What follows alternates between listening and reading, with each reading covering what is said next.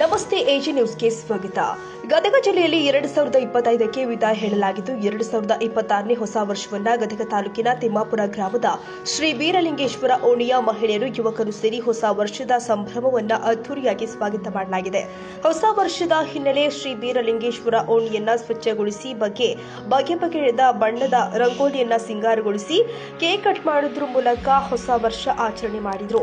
2026ನೇ ಹೊಸ ವರ್ಷದಲ್ಲಿ ರೈತರಿಗೆ ಮಳೆ ಬೆಳೆ ಸಮೃದ್ಧಿಯಾಗಿ ಬೆಳೆಯಲಿ ಅಂತ ಗ್ರಾಮದ ಎಲ್ಲಾ ಜನರ ಆಯಸ್ಸು ಆರೋಗ್ಯ ಶ್ರೀಮಂತಿಕೆಯನ್ನ ಹೆಚ್ಚಿಸಲಿ ಅಂತ ಮಧ್ಯರಾತ್ರಿ 12 ಗಂಟೆ ಕಳೆದ ನಂತರ ಡಿಜೆ ಸಾಂಗ್ ಹಾಕಿ ಕುಣಿದು ಕುಪ್ಪಳಿಸುವುದರ ಮೂಲಕ ಹೊಸ ವರ್ಷವನ್ನ ಆಚರಿಸಿದ ನಂತರ ಸಿಹಿ ಪದಾರ್ಥದ ಭೋಜನ ಸವಿದಿದ್ದಾರೆ.